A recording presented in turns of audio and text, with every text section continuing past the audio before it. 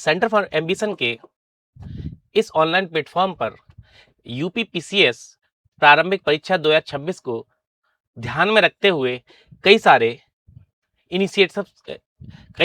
Initiatives चलाए जा रहे हैं, जिनमें से इससे पहले मैंने एक विविध इनिशिएटिव भी चलाया है, जिसकी 2 क्लासेस हो चुकी हैं।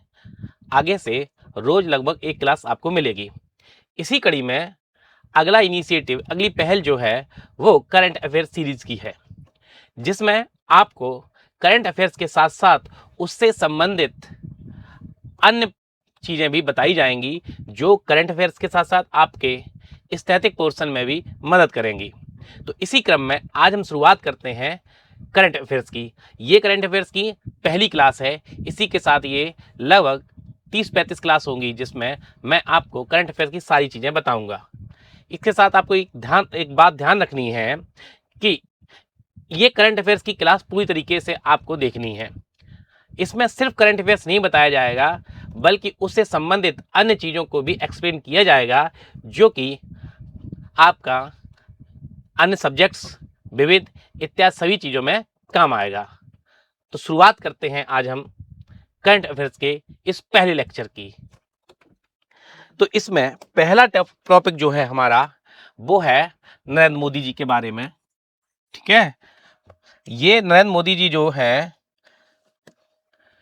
इन्होंने हाल में ही अपने प्रधानमंत्री कार्यकाल के 4398 दिनों को पूरा कर दिया है, और इसके साथ ही इन्होंने जवाहरलाल नेहरू के सर्वाधिक प्रधानमंत्री रहने के रिकॉर्ड को तोड़ दिया है। अब समझने वाली बात यह है कि प्रधानमंत्री जवाहरलाल नेहरू, वैसे देखा जाए तो नरेंद्र मोदी जी से लंबे समय तक प्रधानमंत्री रहे थे, लेकिन चुनाव के बाद जो प्रधानमंत्री रहे हैं वो 4398 दिनों तक रहे हैं। हाँ, आपको पता होगा कि हमारी जो पहली लोकसभा थी उसका गठन 1952 में हुआ था, और जो जवाहरलाल नेहरू जी थे उन्होंने 1964 तक प्रधानमंत्री के पद पर काम किया था। वैसे तो प्रधानमंत्री के रूप में जवाहरलाल नेहरू 1947 से ही कार्य कर रहे थे, लेकिन उस चीज को हम लोग काउंट नहीं करेंगे, क्योंकि चुनाव के बाद जो उनका कार्यकाल रहा है वो 4398 दिनों का ही रहा है। इस कार्यकाल के रिकॉर्ड को ब्रेक किया है नरेंद्र मोदी जी ने। नरेंद्र मोदी जी 2024 से अभी तक 2026 में पहुंच गए हम लोग, अभी तक लगातार प्रधानमंत्री बने हुए हैं। ठीक है, अब यूपीपीसीएस की एग्जाम की दृष्टि से आपको इन दिनों के बारे में याद रखना है कि इन्होंने कितने दिनों का रिकॉर्ड तोड़ा है। 4398 दिनों का रिकॉर्ड ब्रेक किया है जवाहरलाल नेहरू जी का।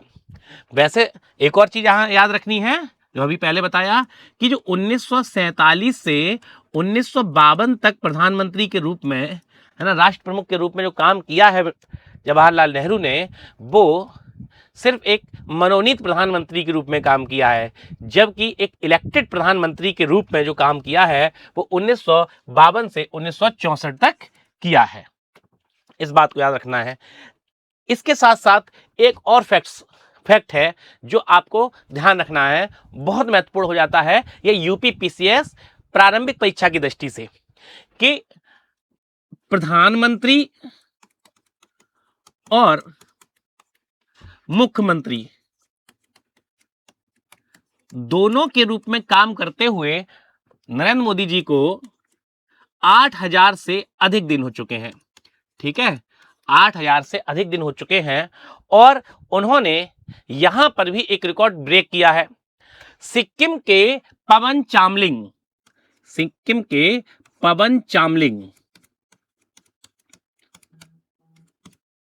ने भी 8000 दिनों से ज्यादा तक मुख्यमंत्री के रूप में काम किया था।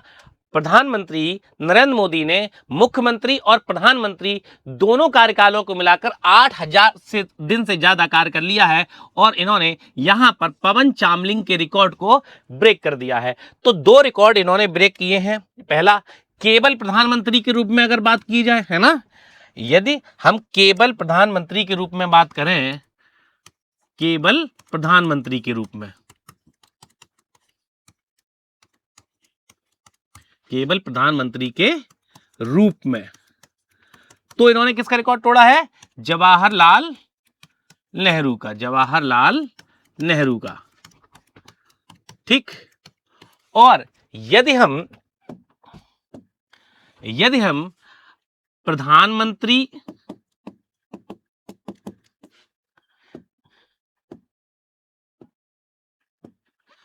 और मुख्यमंत्री दोनों के रूप में देखें तो इन्होंने किसका रिकॉर्ड ब्रेक किया है? पवन चामलिंग का, पवन चामलिंग का। ये कहां के मुख्यमंत्री रहे हैं? सिक्किम के।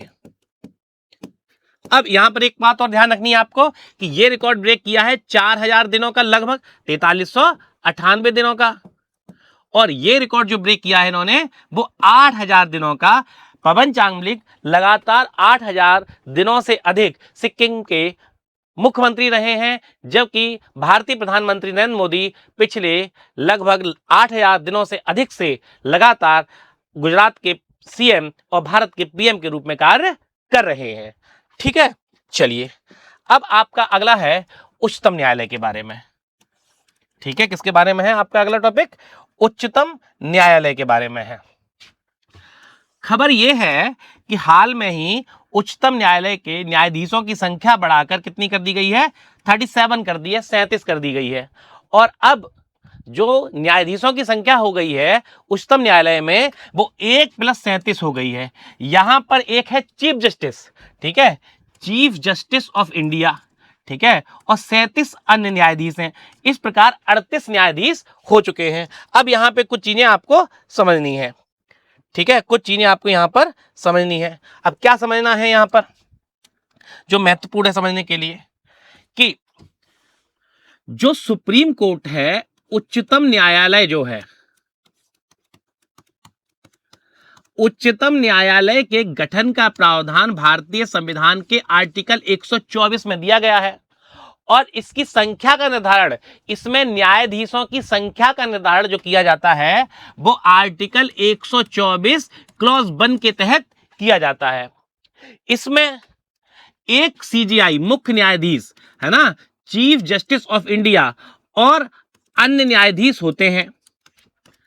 अन्य न्यायाधीशों की संख्या संसद द्वारा समय समय पर तय की जाती है। हाल में ही इनकी संख्या 33 से बढ़ाकर 37 कर दी गई है। ठीक है, हाल में ही इनकी संख्या 33 से बढ़ाकर 37 कर दी गई है। अब देखिए, मूल संविधान जो था हमारा, मूल संविधान में इनकी संख्या कितनी थी? 1+7, मतलब एक मुख्य न्यायाधीश, 7 अन्य न्यायाधीश। और आगे समय के साथ साथ जैसे जैसे देश में जनसंख्या बढ़ती गई और न्यायालय पे कार्य बढ़ता गया, वैसे वैसे इनकी संख्या में भी बढ़ोतरी होती रही है। 1956 में इनकी संख्या कर दी गई 1+10, अर्थात एक सीजीआई, 10 अन्य न्यायाधीश। 1977 में कर दी गई, 1960 में कर दी गई 1+13, अर्थात एक मुख्य न्यायाधीश, 13 अन्य न्यायाधीश। 77 में कर दी गई 17, 86 में 25, 2008 में 30 और 19 में 33। तो इससे पहले जो हमारे यहाँ सुप्रीम कोर्ट में जजेस की संख्या थी वो 1+33 थी, है ना, एक सीजेआई और 33 अन्य न्यायाधीश। अब हाल में ही 2026 में इनकी संख्या बढ़ाकर कितनी कर दी गई है? 1+37। ठीक, और इनकी संख्या का निर्धारण आर्टिकल 124 क्लॉज 1 के तहत किया जाता है। भारतीय संविधान के भाग 5 में आर्टिकल 124 से लेकर 147 तक, आर्टिकल 124 से लेकर 147 तक उच्चतम न्यायालय अर्थात सुप्रीम कोर्ट का प्रावधान किया गया है। यहां पर यह बात समझनी है आपको। ठीक है, अब अगला टॉपिक आ जाता है। अगला टॉपिक है आपका डॉक्टर सौम्या स्वामीनाथन के बारे में।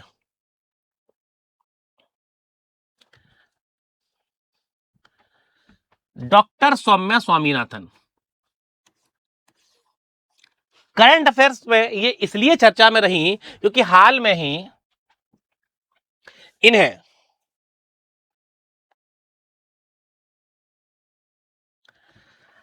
ब्रिटेन की, हाल में ही इन्हें ब्रिटेन की रॉयल सोसाइटी का फेलो चुना गया। रॉयल सोसाइटी का फेलो चुना गया है। किसको? डॉक्टर सौम्या स्वामीनाथन को। अब यहां पर एक चीज समझनी है आपको, जो ब्रिटेन की रॉयल सोसाइटी है, रॉयल सोसाइटी,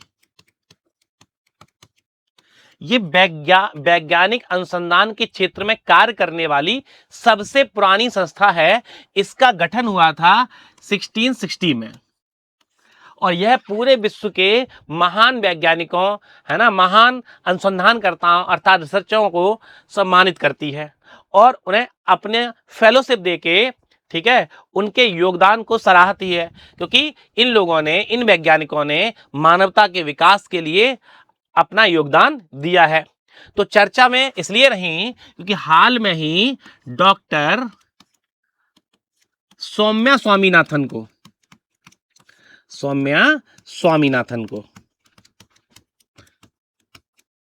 ठीक है, रॉयल सोसाइटी की फेलोशिप प्रदान की गई। कहां की? रॉयल सोसाइटी की। ये कहां की संस्था है? ये ब्रिटेन की संस्था है।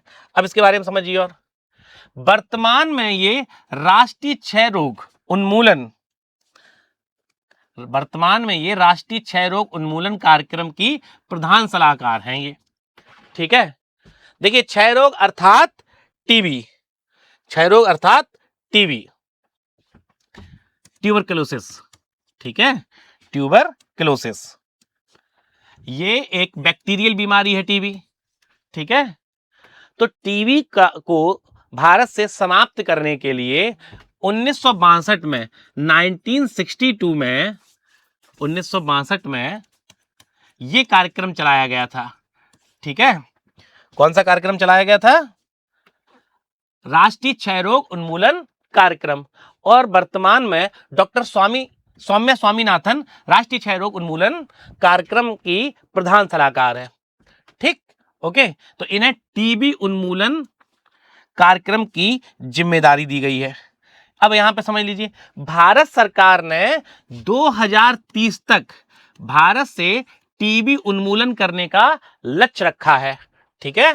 और टीबी के बारे में आपको बता दें, ये एक जीवाणु से होने वाली बीमारी है ना, जीवाणु से होने वाली बीमारी है, अर्थात ये एक बैक्टीरियल बीमारी है, ठीक, समझ लीजिए। डॉक्टर सौम्या स्वामीनाथन जो हैं, ये डॉक्टर MS स्वामीनाथन की पुत्री हैं, ठीक है। ये किसकी पुत्री हैं? डॉक्टर MS स्वामीनाथन की। इनके बारे में समझिए। डॉक्टर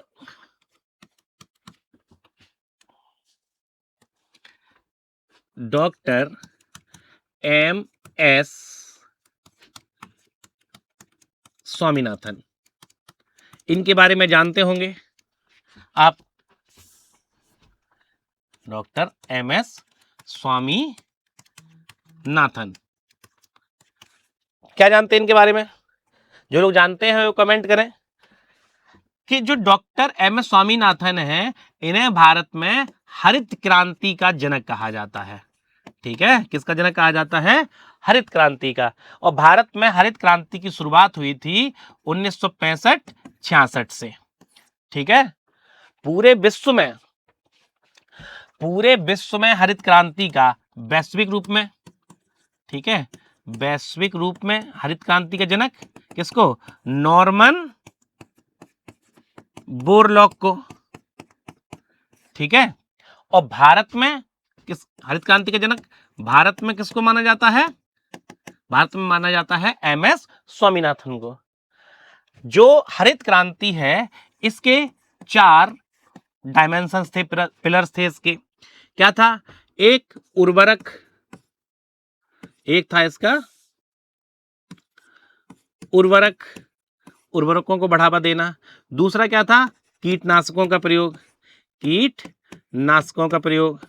तीसरा सिंचाई साधन, ठीक। और चौथा था इसमें हाइब्रिड बीज, ठीक, हाइब्रिड बीज जो है कहां से मंगाए गए थे भारत में? ये मैक्सिको से मंगाए गए थे।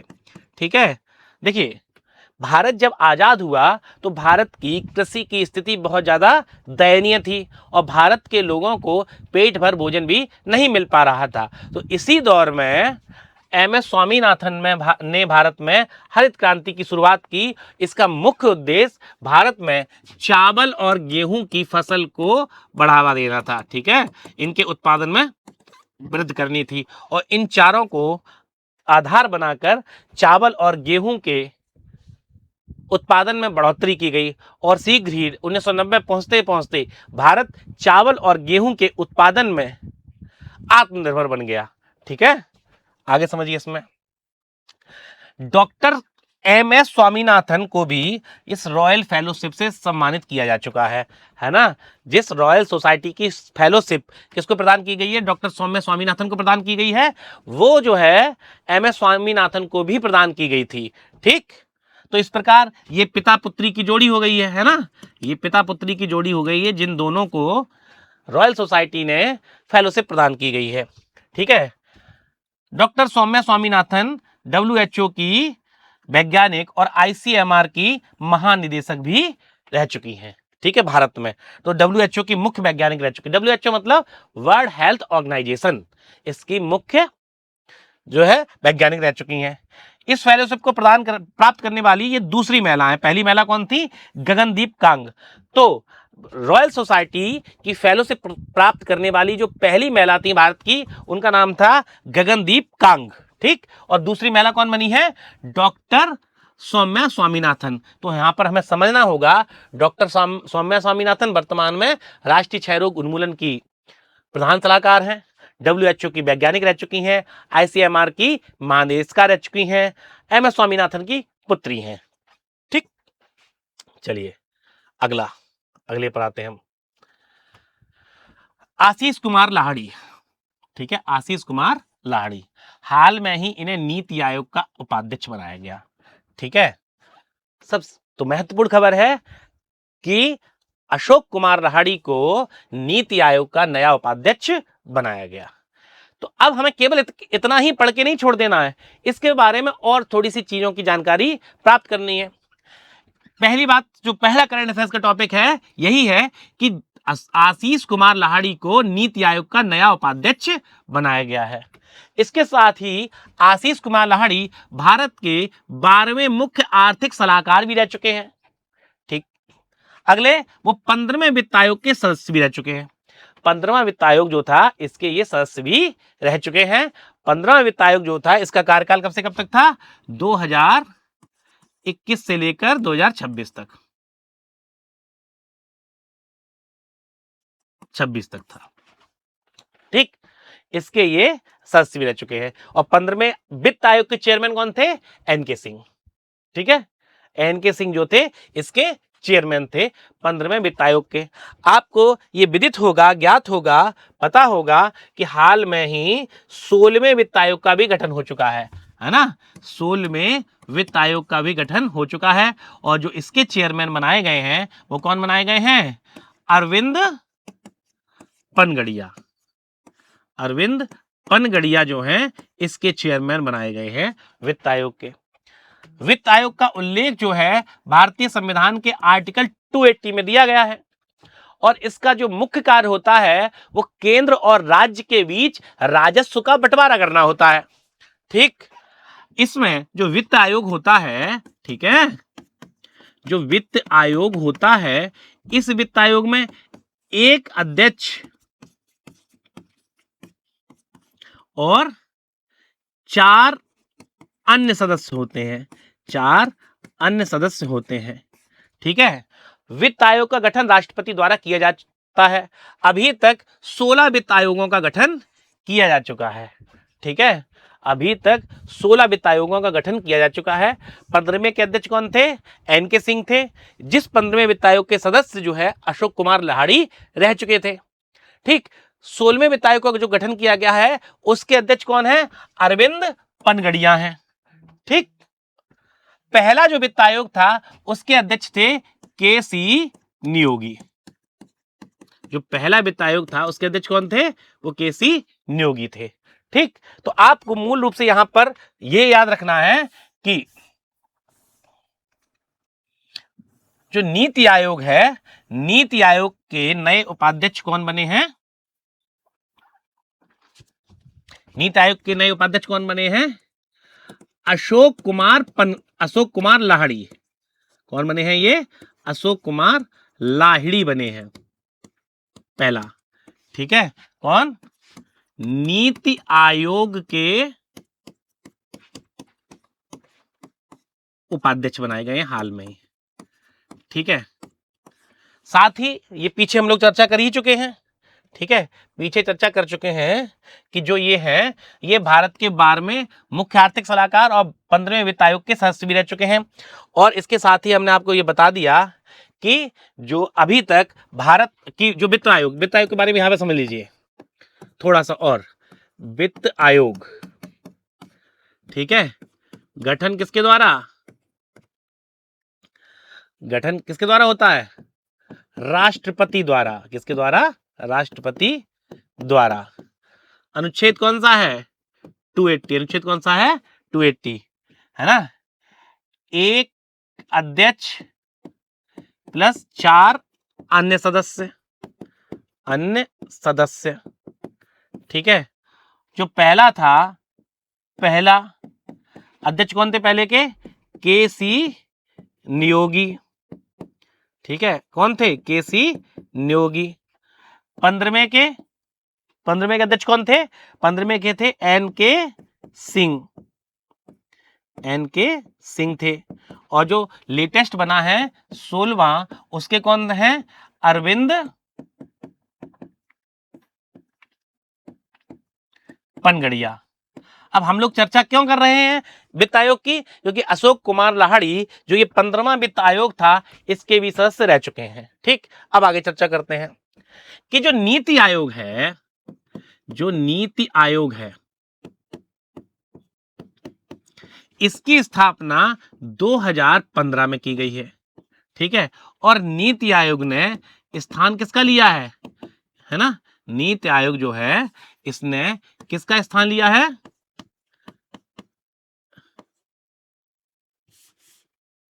स्थान किसका लिया है?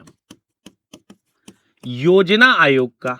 ठीक है, योजना आयोग का इसने स्थान लिया है, नीति आयोग ने।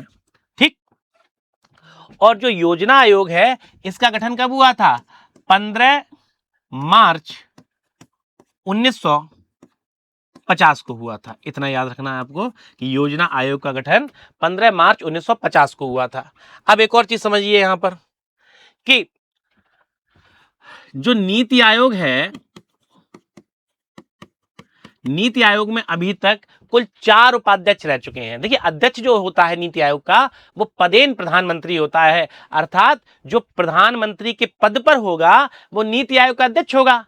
अब इसका उपाध्यक्ष नियुक्त किया जाता है, तो इसके अभी तक 4 उपाध्यक्ष रह चुके हैं। ठीक है, कितने उपाध्यक्ष रह चुके हैं? 4।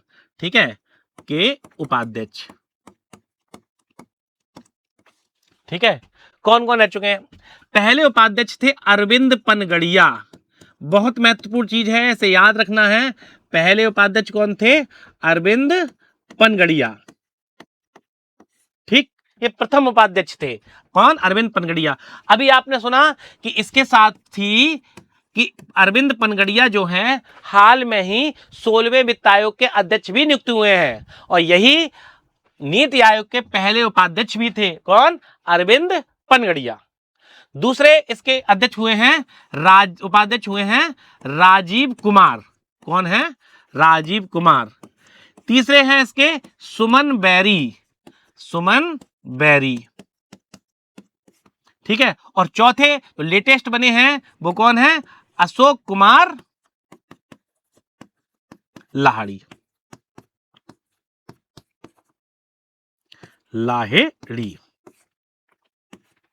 ठीक है, ये महत्वपूर्ण चीज हो गई। अब समझ लीजिए कि जो नीति आयोग होता है, नीति आयोग में उपाध्यक्ष के साथ एक और महत्वपूर्ण पद होता है, सीईओ। एक पद और होता है, सीईओ। जो नीति आयोग है, नीति आयोग की जो पहली सीईओ थी, है ना, प्रथम सीईओ थी, वो थी सिंधु श्री खुल्लर। सिंधु श्री खुल्लर, ये पहली सीईओ थी किसकी? नीति आयोग की। इसमें बहुत महत्वपूर्ण पद होता है नीति आयोग, और इसकी जो पहली सीईओ थी वो थी सिंधुश्री खुल्लर। और हाल में ही इसका जो नया सीईओ बनाया है ना, नए सीईओ जो इसके हैं वर्तमान में, नए सीईओ, ठीक है, वर्तमान में की बात कर रहे हैं, वर्तमान में, तो कौन बनाए गए हैं? अनुराग जैन। ठीक है, बहुत महत्वपूर्ण टॉपिक है ये, अनुराग जैन इसके नए सीईओ है। ठीक, तो नीति आयोग के बारे में समझ में आ गया। ठीक है, हमारा टॉपिक था करंट अफेयर्स का कि नीति आयोग के उपाध्यक्ष कौन बनाए गए हैं? अशोक कुमार लहिड़ी। ये भारत के 12वें मुख्य आर्थिक सलाहकार भी रह चुके हैं, 15वें वित्त आयोग के सदस्य भी रह चुके हैं। नीति आयोग की स्थापना 2015 में हुई थी। इसने योजना आयोग का स्थान लिया था। योजना आयोग का गठन 15 मार्च 1950 को हुआ था। नीति आयोग का जो पदेन अध्यक्ष होता है वो प्रधानमंत्री होता है, और उपाध्यक्ष अलग अलग नियुक्त किए जाते हैं। पहले उपाध्यक्ष अरविंद पनगड़िया, दूसरे राजीव कुमार, तीसरे सुमन बेरी, और चौथे वर्तमान में जो नियुक्त हुए हैं अशोक कुमार लहिड़ी। इसके अलावा नीति आयोग में एक और महत्वपूर्ण पद होता है सीईओ, मुख्य कार्यकारी अधिकारी। तो पहली जो मुख्य कार्यकारी अधिकारी थी नीति आयोग की, अर्थात सीईओ थी, उनका नाम था सिंधु श्री खुल्लर, और हाल में ही 2026 में ही जो नियुक्त किए गए हैं उनका नाम है अनुराग जैन। ठीक, चलिए अब आगे चलते हैं। आशा भोसले, ठीक, ये भारत की एक पार्श्व गायिका थी। ठीक है, पार्श्व गायिका है ना, प्लेबैक सिंगर कहते हैं ना। ठीक है, ओके, इनका निधन हो गया है। महत्वपूर्ण यह है कि इन्हें 2000 में दादा साहब फाल्के पुरस्कार से सम्मानित किया गया था, और 2008 में पद्म विभूषण सम्मान से सम्मानित किया गया था आशा भोसले जी को।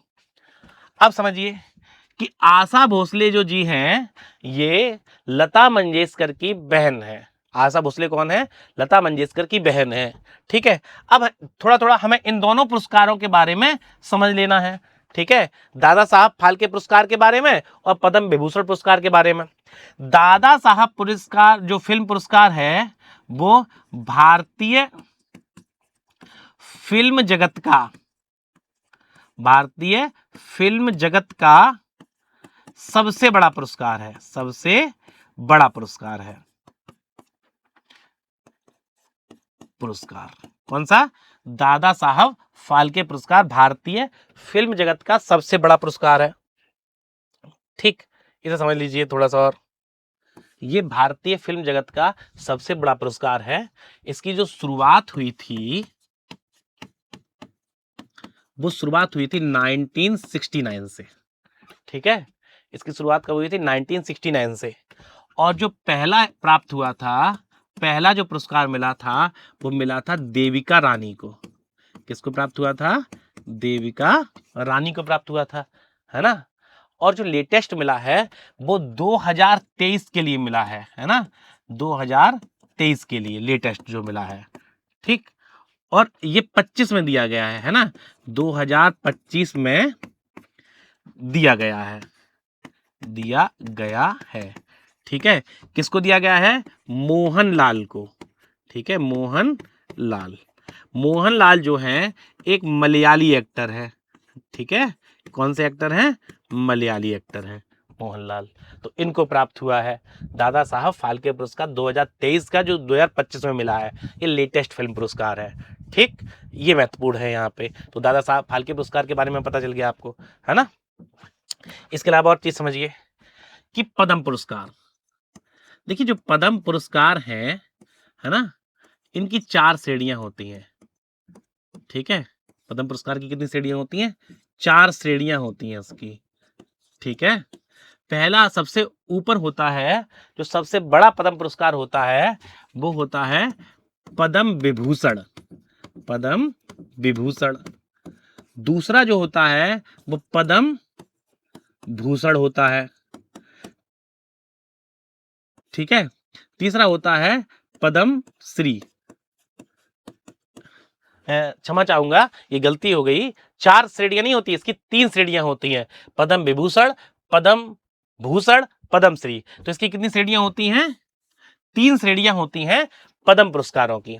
ठीक है, देखिए भारत के 4 सबसे बड़े नागरिक पुरस्कार हैं जो भारत सरकार के द्वारा दिए जाते हैं, भारतीय गणराज्य के द्वारा दिए जाते हैं। सबसे बड़ा पुरस्कार जो है वो भारत रत्न पुरस्कार है, और उसके बाद ये पद्म पुरस्कार है। भारत रत्न के अलावा जो पद्म पुरस्कार हैं, इनकी 3 श्रेणियां हैं, पद्म विभूषण, पद्म भूषण, पद्मश्री। इनकी घोषणा जो है ना, जो पद्म पुरस्कार है, इनकी जो घोषणा है वो हमेशा गणतंत्र दिवस पर की जाती है। किस पर की जाती है? गणतंत्र दिवस पर की जाती है। ठीक है, ओके।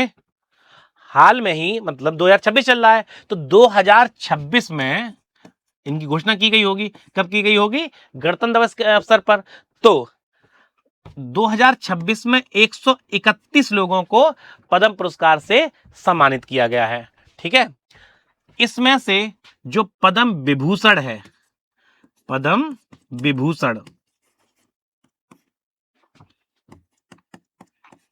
ठीक है, ये 5 लोगों को दिया गया है। ठीक है, फिर पद्म भूषण, पद्म भूषण, ठीक, ये पुरस्कार दिया गया 13 लोगों को। ठीक है, और इसके बाद है पद्म श्री। ठीक है, इसके बाद कौन सा है? पद्म श्री। ये पुरस्कार दिया गया है 113 लोगों को। तो 113, 13, 126, 5, 131। ठीक है, हमें जो मूल रूप से याद करने होते हैं, वो याद करने होते हैं कौन से पुरस्कार? ये पद्म विभूषण। तो 2026 में, हम 2026 की ही बात कर रहे हैं, 2026 में 5 लोगों को प्राप्त हुए हैं ये वाले पुरस्कार। कौन से? पद्म विभूषण पुरस्कार। इनमें धर्मेंद्र है ना, अभिनेता धर्मेंद्र, मरणोपरांत मिला है, इसी साल इनकी देहांत हुआ है, मतलब पिछले साल इनका देहांत हुआ है, और उसके बाद इनको पुरस्कार मिला है। एक है केटी थॉमस, केटी थॉमस। ठीक है, एक है अच्युतानंदन, अच्युतानंदन। ठीक है, एक है राजम। ठीक है, एक है राजम। तो इस प्रकार से ये 5 लोगों को मिला है, धर्मेंद्र, केटी थॉमस, अच्युतानंदम, राजन। एक है पी नारायणम। ठीक है, पी नारायणन। ठीक है, तो इन 5 लोगों को 2026 में पद्म पुरस्कार से सम्मानित किया गया है। क्लियर? ये महत्वपूर्ण चीज है। अब हम लोग चर्चा यहां पर किसकी कर रहे थे? हम लोग चर्चा कर रहे थे आशा भोसले जी की। तो हाल में ही इनका निधन हुआ है, आशा भोसले जी का। ठीक, तो इन्हें दादा साहब फाल्के पुरस्कार मिल चुका है। कब मिला था? 2000 में। ये भारतीय फिल्म जगत का सबसे बड़ा पुरस्कार है। दूसरा इन्हें पद्म विभूषण मिला है 2008 में। और तो पद्म विभूषण भारत के नागरिक सम्मान होते हैं, इनकी 3 श्रेणियां होती हैं। सबसे ऊपर पद्म विभूषण, फिर पद्म भूषण, फिर पद्मश्री। चलिए आगे चलते हैं। द्रौपदी मुर्मू, ये हमारे देश की राष्ट्रपति हैं। इनके बारे में आपको पता होगा, राष्ट्रपति के बारे में विशेषता क्या है? दूसरी महिला राष्ट्रपति। ठीक है, साथ ही प्रथम आदिवासी राष्ट्रपति हैं। ये आदिवासी राष्ट्रपति हैं। कौन? द्रौपदी मुर्मू, दूसरी महिला राष्ट्रपति और प्रथम आदिवासी महिला राष्ट्रपति। हाल में ही चर्चा में इसलिए रही क्योंकि इन्होंने स्वदेशी हेलीकॉप्टर प्रचंड में उड़ान भरी। प्रचंड जो है इसमें उड़ान भर चुकी हैं ये। ठीक है, हाल में ही। कहां पर? जैसलमेर वायुसेना स्टेशन पर। जैसलमेर वायुसेना स्टेशन कहां पर है? ये राजस्थान में है। तो यहां पर इन्होंने ये उड़ान भरी है। इससे पहले 2026-25 में ये अंबाला में राफेल विमान में भी उड़ान भर चुकी हैं। आपको पता होगा कि राफेल विमान जो है कहां से आयात किया गया है? ये फ्रांस से आयात किया गया है। जबकि प्रचंड जो है ये हेलीकॉप्टर है, ये भारत का स्वदेशी हेलीकॉप्टर है। इसके अलावा जो हमारी द्रौपदी मुर्मू राष्ट्रपति हैं, ये सुखोई, है ना, सुखोई 30 MKI, ठीक है, में भी उड़ान भर चुकी हैं।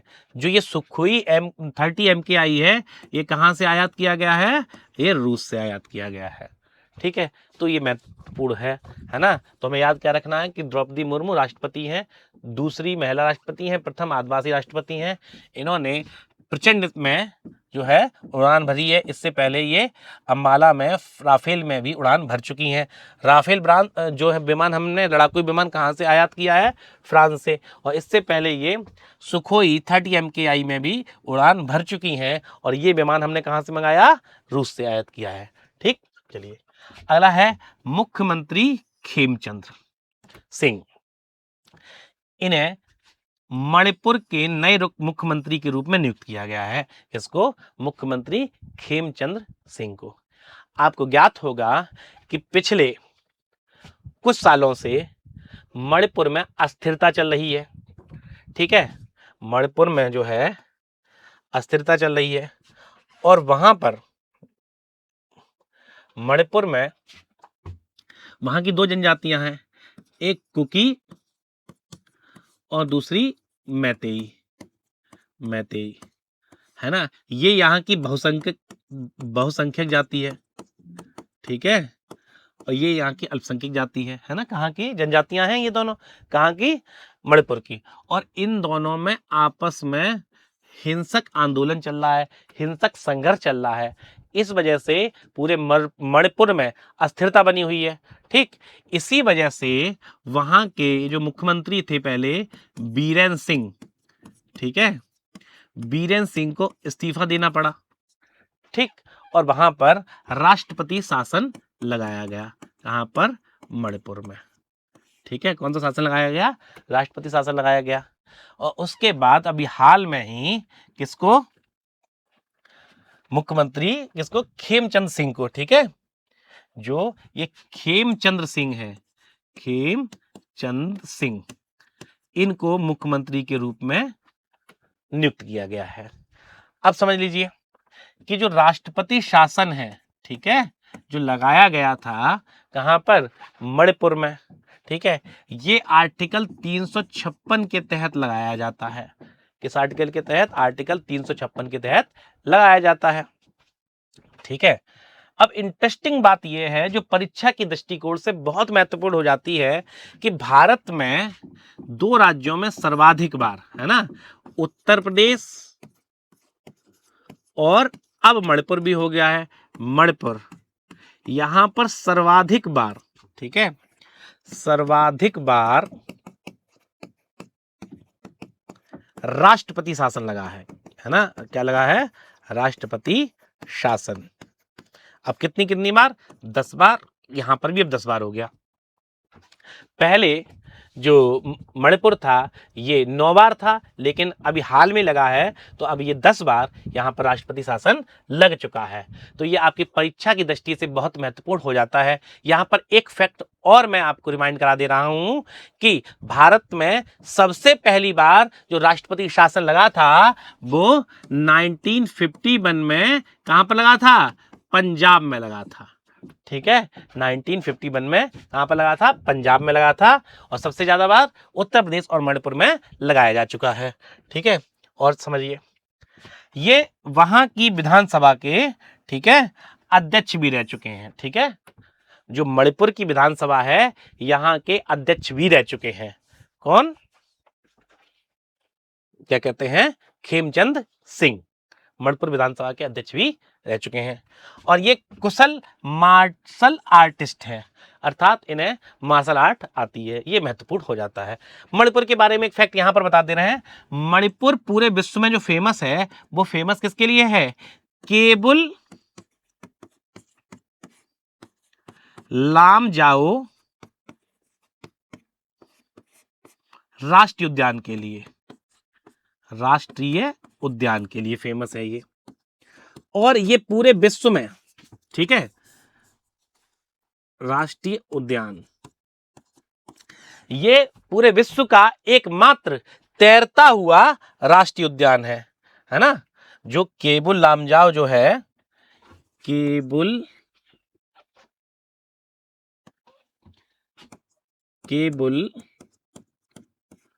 लामजाओ, ठीक है, केबुल लामजाओ ये पूरे विश्व का एकमात्र तैरता हुआ राष्ट्रीय उद्यान है, उद्यान है ना, नेशनल पार्क है, ठीक। और ये कहां पर है? लोकटक झील में है। कहां पर है ये? लोकटक झील में, ठीक। ये चीज महत्वपूर्ण हो जाती है मणिपुर की दृष्टि से। केबुल लामजाओ में है, ठीक है, और किस झील में है? केबुल लामजाओ की झील में है, लोकटक झील में। यहां पर इस राष्ट्रीय पार्क में, राष्ट्रीय उद्यान में एक हिरन पाया जाता है, संगाई हिरन, ठीक है। कौन सा हिरन पाया जाता है?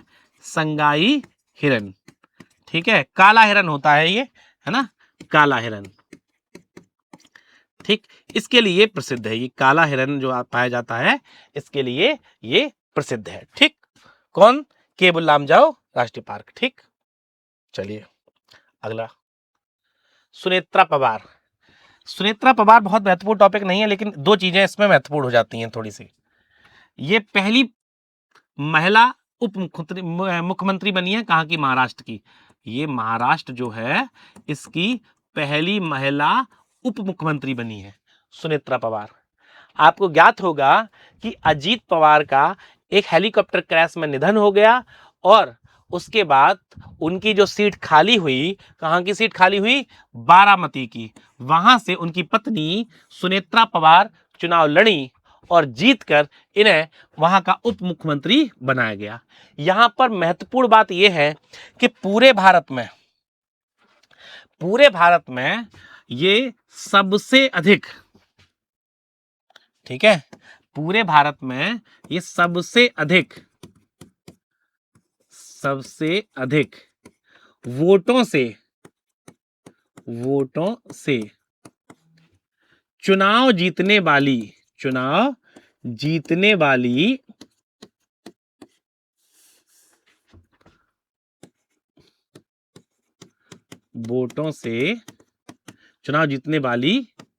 विधायक बनी है ना, विधायक बनी, ठीक है। मतलब पूरे भारत में सबसे अधिक वोटों से चुनाव जीतने वाली महिला या विधायक बन चुकी हैं ये। कौन? सुनेत्रा पवार, ठीक है। सबसे अधिक वोटों से, लगभग ये 2,18,000 वोटों से चुनाव जीती। लगभग कितने से? 2,18,000 वोट से ये चुनाव जीती हैं। इससे पहले ये सुमित गलत लिखा हुआ है यहाँ पर, सुनील ये गलत है, यहां सही कर दे रहे हैं हम, आगे बता दे रहे हैं। इससे पहले ये रिकॉर्ड जो था ये सुनील कुमार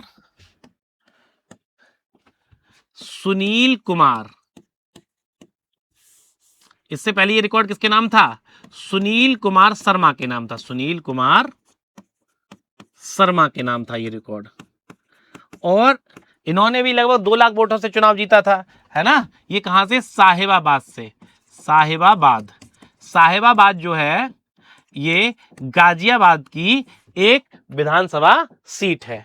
तीसरे नंबर पर सबसे ज्यादा वोटों से चुनाव जीतने वाले हैं, उनका नाम है पंकज सिंह। ये नोएडा से जीते थे, ठीक है, लगभग 1,90,000 वोटों से अधिक से, ठीक है। पंकज सिंह ये कहां से जीते थे? नोएडा से। आपको बता दें कि जो ये हैं ये नोएडा से जीते थे। जो पंकज सिंह हैं ये राजनाथ सिंह के पुत्र हैं, जो हमारे देश के रक्षा मंत्री हैं राजनाथ सिंह, उनके पुत्र हैं पंकज सिंह, ठीक। तो महत्वपूर्ण चीज हो जाती है कि सुनेत्रा पवार सबसे अधिक वोटों से चुनाव जीतने वाली विधायक बन गई हैं। यह रिकॉर्ड इन्होंने अपने नाम कर लिया है। दूसरे नंबर पे हैं, ये गलत लिखा हुआ है, सुनील कुमार शर्मा। सुनील कुमार शर्मा शर्मा, है ना। और तीसरे नंबर पे हैं पंकज सिंह, नोएडा से चुनाव जीते थे। ठीक है, तो ये लगभग 2,18,000 से, ये लगभग 2 लाख से, ठीक है, और ये लगभग 1,97,000 के आसपास से। ठीक है, ये एग्जैक्ट फिगर नहीं है, ये एग्जैक्ट फिगर है, बाकी के एग्जैक्ट फिगर नहीं है, बस ये क्रम है सर्वाधिक वोटों से चुनाव जीतने वाले विधायकों का भारत में। अब विनोद कुमार शुक्ल, ये भारत के प्रसिद्ध हिंदी साहित्यकार हुए हैं, है ना। किस भाषा के हैं ये? भारत के प्रसिद्ध हिंदी साहित्यकार हुए हैं। ठीक, विनोद कुमार शुक्ल, हाल में ही इनका निधन हो गया है। ठीक है, हाल में ही इनका निधन हो गया है, और पिछली साल ही इन्हें 59वें ज्ञानपीठ पुरस्कार से सम्मानित किया गया था। किसको? विनोद कुमार शुक्ल को। ठीक है, समझ में आ गया नहीं? इसके अलावा इन्हें दीवार में एक खिड़की रहती थी के लिए साहित्य अकादमी पुरस्कार भी प्राप्त हुआ है। इसके साथ साथ इन्हें नाबोकोप पुरस्कार से भी सम्मानित किया गया है। किसको? विनोद कुमार शुक्ल को। तो थोड़ा सा हम इन तीनों पुरस्कारों के बारे में जान लेते हैं। किसके बारे में? ज्ञानपीठ पुरस्कार के बारे में, है ना, साहित्य अकादमी पुरस्कार के बारे में, ठीक, और नाबोकोप पुरस्कार के बारे में हम जान लेते हैं। ठीक है, तो सबसे पहला आपका है, सबसे पहला जो है आपका ज्ञानपीठ पुरस्कार। ज्ञानपीठ पुरस्कार सबसे पहला पुरस्कार है ये आपका। ठीक है, इसके बारे में जानते हैं।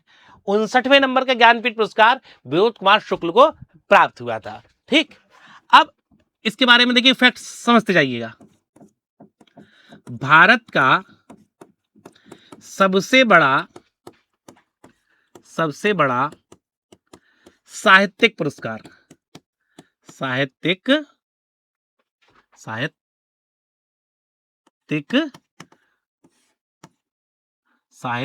पुरस्कार, ठीक है, ये ज्ञानपीठ पुरस्कार जो है भारत का सबसे बड़ा साहित्यिक पुरस्कार है। पहला फैक्ट ये हो गई। शुरुआत इसकी हुई थी 1961 में, है ना। शुरुआत कब हुई थी? 1961 में। और जो पहला मिला था, पहला और शुरुआत, ठीक है, पहला मिला था 1965 में। ठीक, पहला ज्ञानपीठ पुरस्कार दिया गया था 1965 में। और किसको प्राप्त हुआ था, है ना, किसको मिला था? ठीक है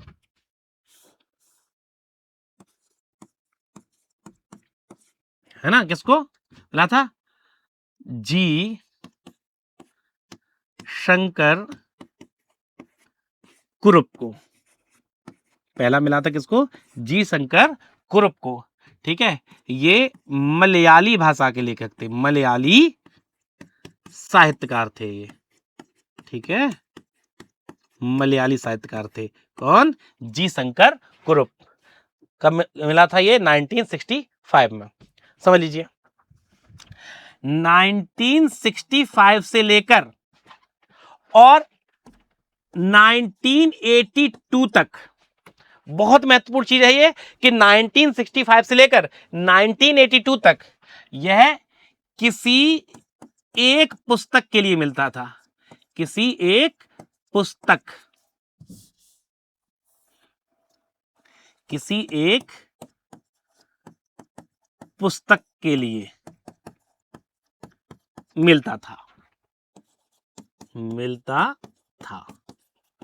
ठीक है।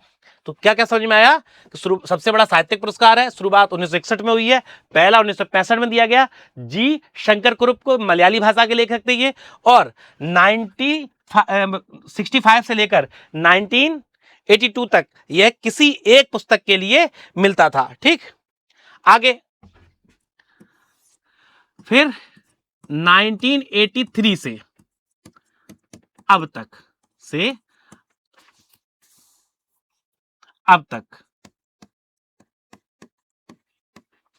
ठीक, 1983 से अब तक किसके लिए मिल रहा है? ये संपूर्ण साहित्यिक जीवन के लिए, ठीक है, साहित्यिक जीवन के लिए मिलता है। ठीक है, महत्वपूर्ण चीज हो गई कि 65 से 82 तक मिला है ये, एक पुस्तक के लिए, और उसके बाद से जो मिलना प्रारंभ हुआ है वो संपूर्ण साहित्यिक जीवन में आपने साहित्य को, भारतीय साहित्य को कितना योगदान दिया है उसके लिए मिला है। जो लेटेस्ट वो मिला है ना, वो मिला है 60वां, है ना, 60वां ज्ञानपीठ मिला हुआ है, जो लेटेस्ट मिला है। ठीक है, 2025 के लिए। कब मिला है ये? 2025 के लिए, 26 में नहीं मिला अभी। ठीक है, वो मिला है बैरामुथु को, बैरामुथु को। ठीक है, बैरामुथु जो है ये एक तमिल लेखक है ना, तमिल गीतकार है ये। ठीक है, बैरामुथु कौन है? ये तमिल गीतकार है ना, और 60वें नंबर का ज्ञानपीठ पुरस्कार मिला है इन्हें। और हम लोग अभी पढ़ ही रहे थे कि 59वां किसे मिला था? ये मिला था विनोद कुमार शुक्ल को, है ना, विनोद कुमार शुक्ल को मिला था, जिनका अभी हाल में ही देहांत, है ना, शुक्ल को मिला था, जिनका हाल में ही देहांत हो गया है। ठीक, एक और महत्वपूर्ण चीज है, हिंदी के 4 लेखकों को, है ना, आगे समझिए, हिंदी के 4 साहित्यकारों को उनकी एक पुस्तक के लिए ज्ञानपीठ प्राप्त हुआ है, ज्ञानपीठ प्राप्त हुआ है। ठीक है, अब जो ये ज्ञानपीठ प्राप्त हुआ होगा वो कब से कब तक प्राप्त हुआ होगा? 1965 से 1982 तक ही प्राप्त हुआ होगा, है ना। उसके बाद तो पूरे संपूर्ण जीवन के लिए दिया जाने लगा। तो इस बीच 4 लोगों को मिला है। ठीक है, 4 साहित्यकार हैं, 4 लोगों को मिला है। इनकी पुस्तक जरूर याद रखिएगा, यहां से प्रश्न बनने की परम संभावना रहती है। पहला मिला है सुमित्रा नंदन पंत को, सुमित्रा नंदन पंत को। ठीक है, ये मिला था चिदम्बरा के लिए, चिदम्बरा। ठीक, फिर एक मिला था रामधारी सिंह दिनकर को, रामधारी सिंह दिनकर।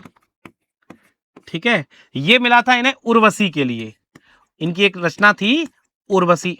ठीक, फिर मिला है अग्गे, अग्गे के बारे में नाम सुना होगा आप लोगों ने, अग्गे, हीरानंद सच्चिदानंद वात्स्यायन अग्गे को।